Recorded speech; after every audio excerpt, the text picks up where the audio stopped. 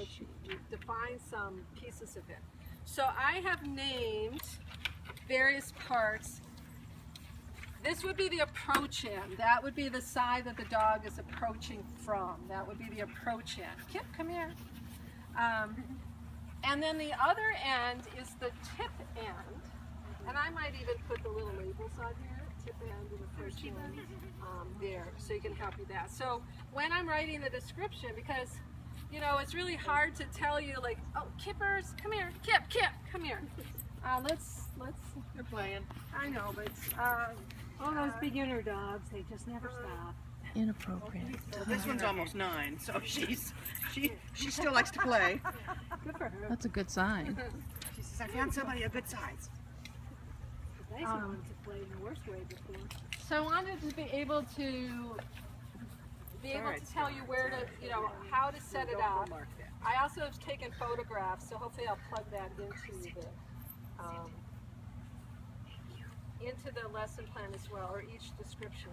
This is the tip assist. This is a standalone unit. It folds flat. It folds flat. And the pin here can move, and if you were on this side, you could see there's numbers 1, 2, 3, 4, 5, 6, 7, 8, 9, 10 down to 19.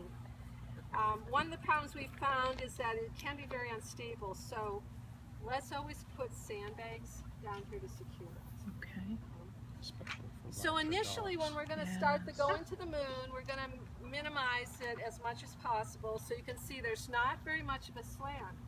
And we have the good fortune of having a teeter that is adjustable. And I painted color. My paints were old, so I'll come back with better colors. But I painted each pivot point a different color, so that the chart, it says pivot point, turquoise, cream, bronze, or purple. Okay, cool. And then we set the tip assist. In this case, we set the tip assist at 10. Tip assist setting is 10. Turquoise pivot point. And we're going to put the table on the end. And the stairs are just to make it easier for the dog to exit. So they're going to walk up. Especially my dog. We're going to spend some time rewarding here. And then we're going to release the dog, and all they have to do is step off the table and then walk down the stairs. Okay, so that should be pretty safe. That table moves, the stairs move separate from the table. Yes. Yeah, the stairs are, they just, I was wondering how that comes up. Okay. That's just to help steady them. so. Better for moving. And we actually have the stairs and the table and stairs as an exercise. So were you stopping them at the end of the Yeah, teeter? so I'm going to Okay. demonstrate. So, now this is where we were just doing all that 2 on and 2 off work, but we're not going to have them come and do a 2 on and 2 off position. We're actually going to come here and then reward them for lying down. And the reason for that is this, because the dog has to be able to learn how to control its body and learn how to break, so it doesn't end up going, you know, and you've seen this, almost every trial in a beginner dog, the first time they get in the ring, they run, and all of a sudden they're just still in their running stride, and the teeter just drops away from them, and they're totally surprised by the fact. Now, that is a matter of sort of the arousal level of the dog, but the fact is, we want the dog to learn that they can manage their body, and they have to learn to adjust their stride. You know, a lot of people talk about the dog learning to rock back into its rear end. Well, whatever the dog learns to do to break themselves so they stop. And we want them to end up right here. Ideally, we'd like them to stop right there. And I love seeing the little Papillons are great at this. They're running full still and they go, and they stop like right They have there. to hold on. I know. That's how they hold on. I know, it's amazing though. And then they ride it all the way down. That's really what we're doing. It just doesn't look like it with other dogs. So we're going to reinforce lying down right here. I'll show you how. So, You know what I forgot, guys? I forgot to tell you, when Jeff and I were over here and we had moved these, the sprinkler has been set, so this gets wet now to get green, to give us more room.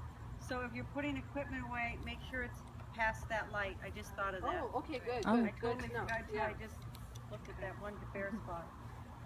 So, if you can outrun your dog, come here, Tiff. Trying to put his Come bottom here, up here. there. You want to do a 2 on a 2 off. Okay, sit. Let me take this off.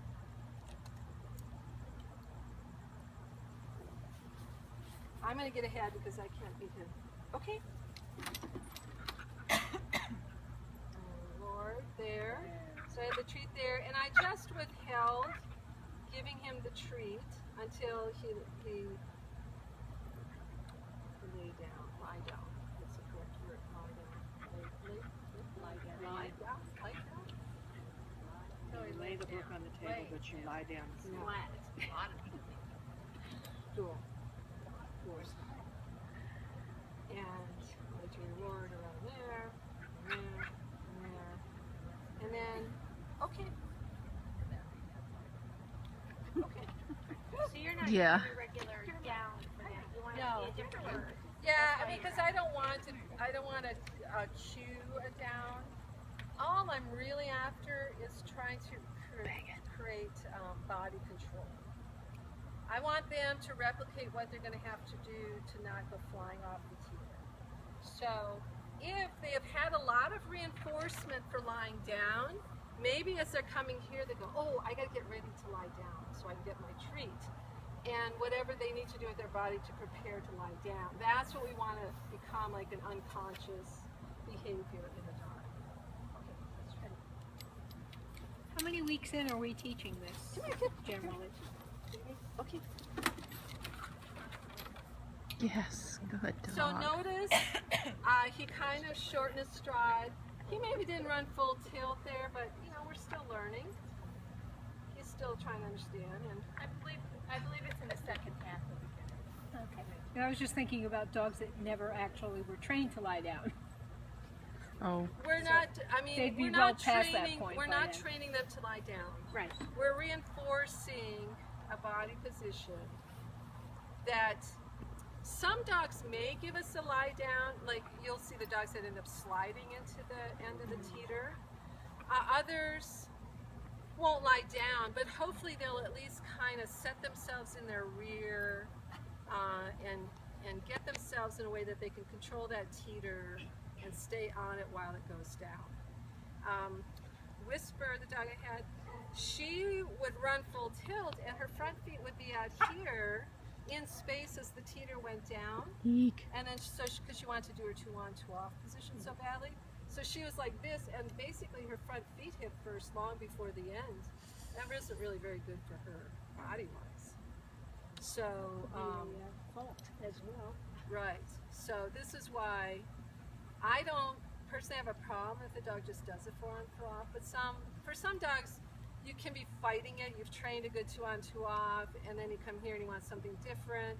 You kind of have to play with the dog in terms of what they want to do. But if they'll come in, rock back, hang on to the board, it hits the ground, and then step off, that works, you know. So then you can get your 2 on 2 off behavior, but they also had a good stable body position.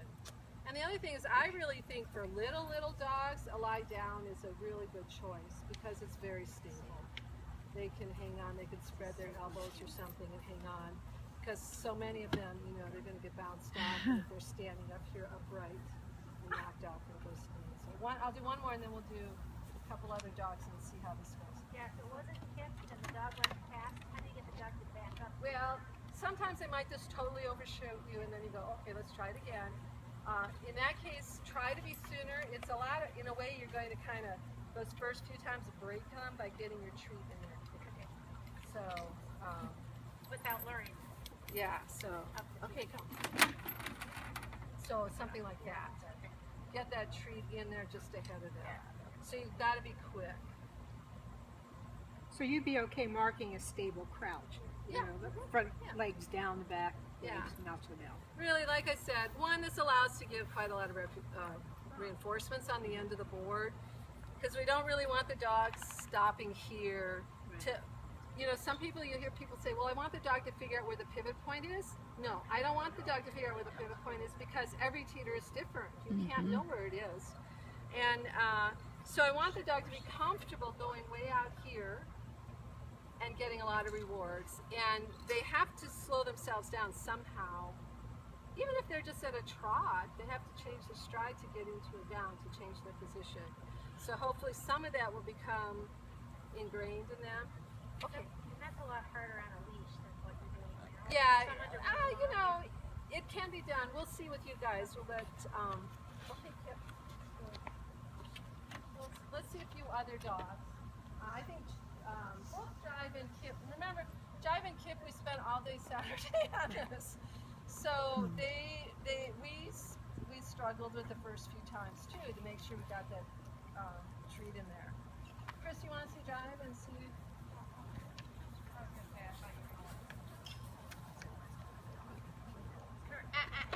Hey.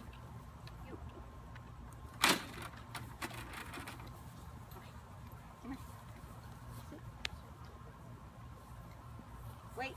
Hey. It is easier if you can get them in the sit. Remember, guys, we've been doing a lot of board work up to this point, so it's. There's the answer to your question. And I like to put the treat on the board again, so they're not looking at your hand. You can reach over their shoulder so that they can't predict. Some dogs will tend to curl to the side. They know the handler is coming on. Yes. Jive. Hey. That's direction. We know what to do. So Jean, when we're doing this, do you want these new handlers to work both sides? Yes, definitely. But we're not just because you guys can sit. Thank.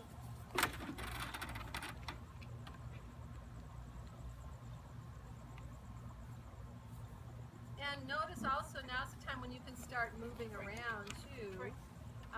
You can deliver a treat, take a step. We'll do more of that once we move the table up.